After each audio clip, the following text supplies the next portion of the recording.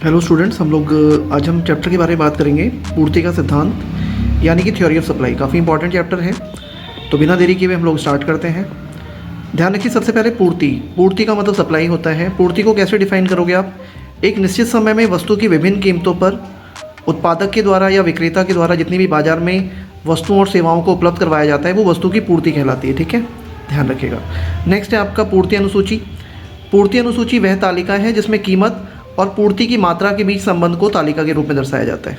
अगर आप टेबल की फॉर्म में दिखाओगे तो ये पूर्ति अनुसूची कहलाता है। ठीक है, नेक्स्ट हम बात करते हैं पूर्ति अनुसूची के प्रकार। ध्यान रखिएगा, व्यक्तिगत पूर्ति अनुसूची या व्यक्तिगत पूर्ति तालिका, इसमें एक फर्म के द्वारा की जाने वाली पूर्ति को तालिका के रूप में दर्शाया जाता है। कीमत और पूर्ति के बीच संबंध को तालिका के रूप में दिखाया जाता है। जैसे वस्तुएं हैं हमारे पास ABC, अगर कीमत 2 रुपये है तो सप्लाई 5, अगर 4 है तो 10, 6 है तो 15।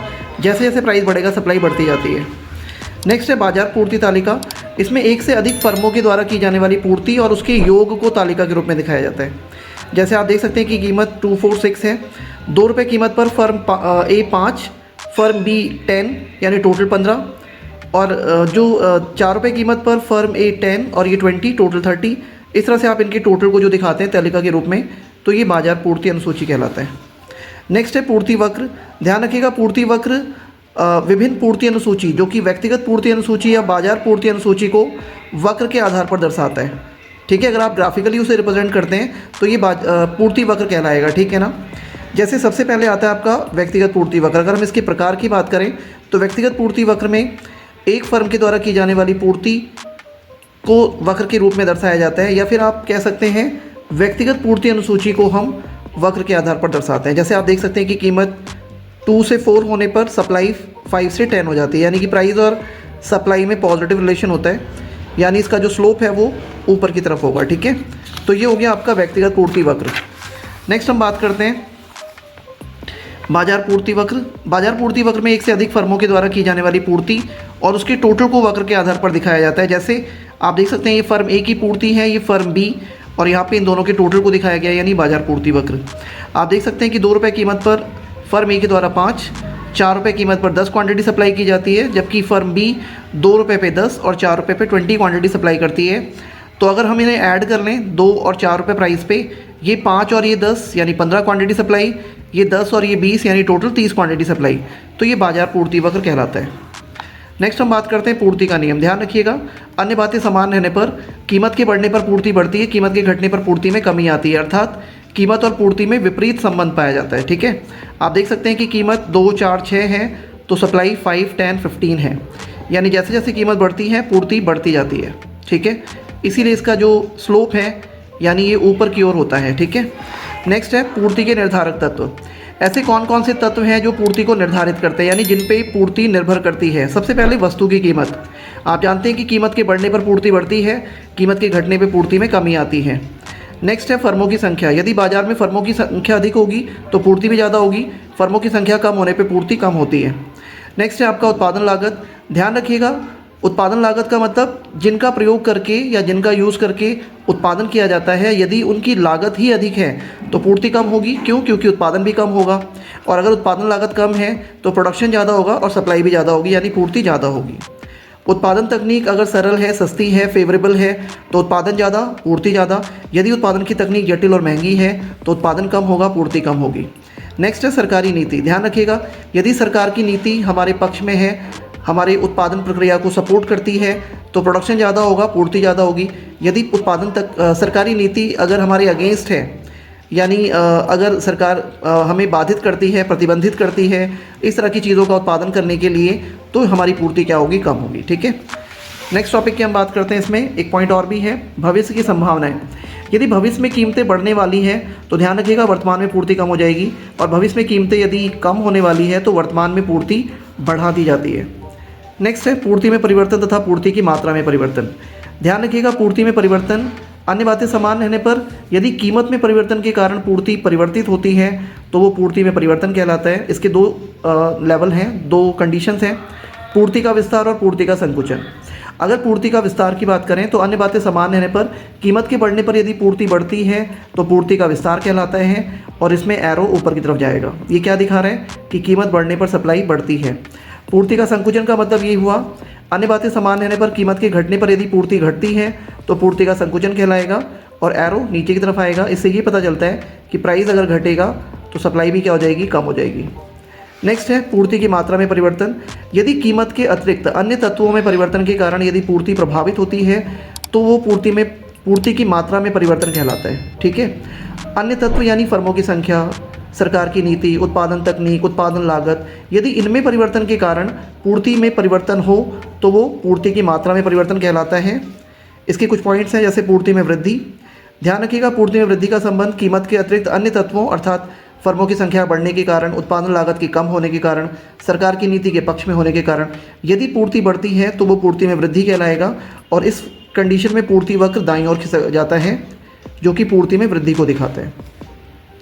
नेक्स्ट है पूर्ति में कमी। सेम, कीमत के अतिरिक्त अन्य तत्वों में परिवर्तन के कारण, यानी कि फर्मों की संख्या के कम होने के कारण, उत्पादन तकनीक के जटिल होने के कारण, सरकार की नीति के विपक्ष में होने के कारण यदि पूर्ति घट जाती है तो पूर्ति में कमी कहलाएगा। इस स्थिति में पूर्ति वक्र बाईं ओर सरक जाता है जो कि पूर्ति में कमी को दर्शाता है। ठीक है, नेक्स्ट टॉपिक की हम बात करते हैं। नेक्स्ट है पूर्ति में वृद्धि तथा कमी के कारण। ध्यान रखिएगा, अगर मैं पूर्ति में वृद्धि और कमी के कारण की बात करूं तो सबसे पहले पूर्ति में वृद्धि के क्या कारण हैं। पूर्ति में वृद्धि फर्मों की संख्या में वृद्धि के कारण होती है, कच्चे माल की लागत में कमी के कारण होती है, उत्पादन की तकनीक अगर सरल है तो आपकी पूर्ति में वृद्धि होती है, सरकार की नीति यदि पक्ष में है तो पूर्ति में वृद्धि होती है, भविष्य में कीमतों के घटने की संभावना यदि हो तो पूर्ति में वृद्धि होती है। ठीक, इसका अपोजिट अगर हम कर दें तो पूर्ति में कमी के कारण आपको पता चल जाएंगे। जैसे अगर फर्मों की संख्या कम हो जाए तो पूर्ति में कमी आएगी, कच्चे माल की लागत अगर बढ़ती है तो पूर्ति में कमी आती है, उत्पादन तकनीक अगर जटिल और महंगी है तो पूर्ति कम होगी, सरकार की नीति यदि अगर हमारे अगेंस्ट है तो पूर्ति कम, भविष्य में कीमत के बढ़ने की संभावना हो तो वर्तमान में पूर्ति कम हो जाती है। नेक्स्ट हम बात करते हैं पूर्ति का विस्तार और पूर्ति में वृद्धि में अंतर। देखो, पहला अंतर तो इनकी डेफिनेशन है, अन्य बातें समान रहने पर कीमत के बढ़ने पर यदि पूर्ति बढ़ती है तो पूर्ति का विस्तार कहलाता है। यहाँ पे आप क्या लिखेंगे, कीमत के अतिरिक्त अन्य तत्वों में परिवर्तन के कारण यदि पूर्ति बढ़ती है तो पूर्ति में वृद्धि कहलाती है।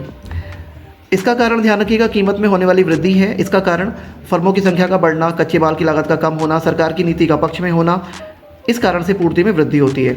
नेक्स्ट इसका डायग्राम बना सकते हैं आप। पूर्ति के विस्तार में आप एरो ऊपर की तरफ ले जाएंगे और यदि पूर्ति में वृद्धि होती है तो पूर्ति वक्र दाईं ओर खिसक जाता है। नेक्स्ट है आपका पूर्ति का संकुचन और कमी में अंतर। सेम, पहला अंतर इनकी डेफिनेशन, अन्य बातें समान रहने पर कीमत के घटने पर यदि पूर्ति घटती है तो पूर्ति का संकुचन कहलाता है। पूर्ति में कमी का मतलब कीमत के अतिरिक्त अन्य तत्वों में परिवर्तन के कारण, जैसे फर्मों की संख्या कम होने के कारण, कच्चे माल की लागत बढ़ने के कारण, उत्पादन तकनीक जटिल होने के कारण, सरकार की नीति विपक्ष में होने के कारण यदि ऐसा होने से पूर्ति घटती है तो पूर्ति में कमी कहलाती है। नेक्स्ट आप इसमें यहाँ लिख सकते हैं, इसका कारण कीमत में होने वाली कमी है और इसका कारण मैंने आपको पहले से ही बता दिया, फर्मों की संख्या का कम होना, सरकार की नीति का विपक्ष में होना, कच्चे माल की लागत का बढ़ना, इन कारण से पूर्ति अगर घटती है तो पूर्ति में कमी कहलाएगा। नेक्स्ट आप इनका डायग्राम बना सकते हैं। पूर्ति के संकुचन में एरो नीचे आएगा, इससे क्या पता चल रहा है, पूर्ति के घटने पे पूर्ति में कमी आती है, मतलब कीमत के घटने पर पूर्ति में कमी आती है और पूर्ति में कमी होने पे वो वक्र बाईं ओर सरक जाता है। नेक्स्ट टॉपिक है आपका पूर्ति की कीमत लोच। ध्यान रखिएगा, पूर्ति की कीमत लोच का संबंध कीमत में होने वाले परिवर्तन के फलस्वरूप पूर्ति की मात्रा में होने वाले परिवर्तन के अनुपातिक संबंध को हम पूर्ति की कीमत लोच कहते हैं। जैसा कि आप फॉर्मूला भी देख सकते हैं, elasticity of supply equal to delta Q upon delta P into P by Q. ठीक है, यहाँ पे डेल्टा क्यू का मतलब चेंज इन क्वांटिटी है, delta P change in price, और पी यानी प्रीवियस प्राइस और क्यू का मतलब वर्तमान प्रीवियस क्वांटिटी जो पहले से क्वांटिटी है।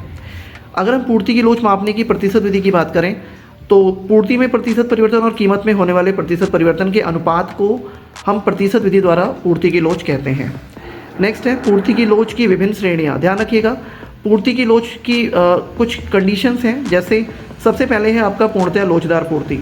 ध्यान रखिएगा, पूर्णतया लोचदार पूर्ति वह है जिसमें पूर्ति की लोच अनंत होती है, यानी वस्तु की प्रचलित कीमत पर यदि पूर्ति अनंत हो तथा कीमत में थोड़ा सा कमी होने पर पूर्ति शून्य हो जाती है तो यह स्थिति पूर्णतया लोचदार पूर्ति की स्थिति कहलाती है। और फिगर आप देख सकते हैं, 10 रुपये कीमत पर फर्म चाहे तो कितनी ही क्वांटिटी सप्लाई कर सकती है, अप टू इन्फाइनाइट। जैसे ही प्राइस घटेगा सप्लाई कम हो जाएगी। नेक्स्ट है आपका शून्य पूर्ति की लोच। ध्यान रखिएगा, शून्य पूर्ति की लोच से अभिप्राय, शून्य पूर्ति की लोच वह स्थिति है जिसमें वस्तु की कीमत में होने वाले परिवर्तन का पूर्ति पर कोई भी प्रभाव नहीं पड़ता है, यानी कीमत 2, 4, 6 कुछ भी हो लेकिन पूर्ति क्या रहेगी, एक समान रहती है, ठीक है। तो इस स्थिति को क्या बोलते हैं, पूर्ति की बेलोचदार पूर्ति, ठीक है, यानी पूर्ति की बेलोचदार होना की स्थिति है ये। नेक्स्ट है इकाई के बराबर पूर्ति की लोच। ध्यान रखिएगा, यदि कीमत में होने वाला अनुपातिक परिवर्तन और पूर्ति में होने वाला अनुपातिक परिवर्तन यदि दोनों एक समान हो तो वो पूर्ति की लोच की इकाई के बराबर की स्थिति कहलाती है। नेक्स्ट टॉपिक हम बात करते हैं इकाई से अधिक पूर्ति की लोच। ध्यान रखिएगा, इकाई से अधिक में यदि कीमत में होने वाला परिवर्तन अनुपातिक परिवर्तन कम हो जबकि उसकी तुलना में पूर्ति में अधिक परिवर्तन होता है तो इकाई से अधिक पूर्ति की लोच स्थिति कहलाती है, ठीक है।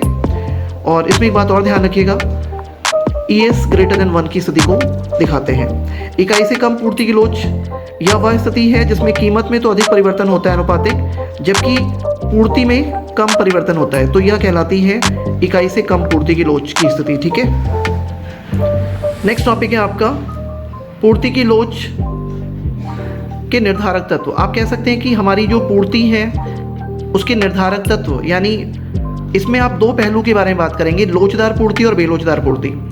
यदि पूर्ति पे पूर्ति का नियम लागू हो तो वह लोचदार पूर्ति कहलाएगी, यदि पूर्ति का नियम लागू नहीं होता है तो वह बेलोचदार पूर्ति कहलाती है। अब आपके माइंड में बात आएगी कि पूर्ति का नियम क्या होता है, तो आपने पहले ही पढ़ा हुआ है, अन्य बातें समान रहने पर कीमत के बढ़ने पर यदि पूर्ति बढ़े और यदि कीमत के घटने पर पूर्ति घटे तो ये पूर्ति का नियम कहलाता है। जैसे सबसे पहले हम बात करते हैं वस्तु की प्राकृतिक निर्भरता।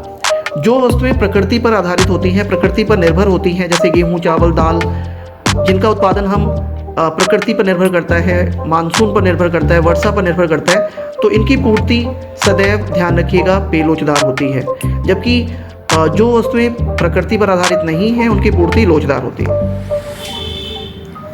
नेक्स्ट है आपको नाशवान वस्तु। ध्यान रखिएगा, नाशवान वस्तु वो हैं जो जल्दी ख़राब हो जाती हैं, जैसे आपका टोमेटो है, ग्रेप्स है, बनाना है। इसको हम ज़्यादा लंबे समय तक रोक नहीं सकते, स्टोर नहीं कर सकते। क्यों? क्योंकि इनके ख़राब होने की संभावना होती है। आप ये सोचो कि कीमत बढ़ने पर हमने ज़्यादा बेचेंगे, तो ऐसा नहीं है। पता चला कीमत बढ़ने के वेट करने के चक्कर में वो आधे रेट पे भी बिकने लायक नहीं रहा। क्यों? क्योंकि वो जल्दी ख़राब होने के चांसेस होते हैं, तो इनकी पूर्ति बेलोचदार होती है। जबकि जो वस्तुएं नाशवान नहीं है उनकी पूर्ति लोचदार होती है। समय तत्व, अल्पकाल में पूर्ति बेलोचदार होती है जबकि दीर्घकाल में लोचदार होती है। उत्पादन तकनीक की मैं बात करूँ, यदि उत्पादन तकनीक फेवरेबल है तो पूर्ति लोचदार, उत्पादन तकनीक अगर जटिल है, महंगी है, तो पूर्ति बेलोचदार होती है। नेक्स्ट है आपका उत्पादन लागत। यदि उत्पादन लागत कम है तो पूर्ति लोचदार होगी, उत्पादन लागत अगर अधिक है तो पूर्ति बेलोचदार होती है। नेक्स्ट है आपका कीमत स्तर। ध्यान रखिएगा, जिन वस्तुओं की कीमतों में परिवर्तनशील होती हैं, मतलब जो बढ़ती घटती रहती हैं, उनकी पूर्ति बेलोचदार होती है। इनके विपरीत परिवर्तनशील नहीं होती है जिनकी कीमतें, उनकी पूर्ति लोचदार होती है। तो यहाँ पे जाके ये चैप्टर फिनिश हो जाता है। काफ़ी इंपॉर्टेंट टॉपिक्स हमने डिस्कस किए जो आपके एग्ज़ाम के पॉइंट ऑफ व्यू से काफ़ी इंपॉर्टेंट है। आई होप आपको समझ में आया होगा। अगर आपको वीडियो पसंद आई हो तो आप लाइक करें, चैनल पे नए हैं तो सब्सक्राइब करें और बेल आइकन को ज़रूर दबाइए ताकि आपको इस तरह की जो भी इंपॉर्टेंट कंटेंट्स हैं जो आपके एग्ज़ाम में काफ़ी हेल्प करने वाला है, आपको रिट्रीव हो सके, आपको मिल सके। तो आज के लिए इतना ही। Thank you very much.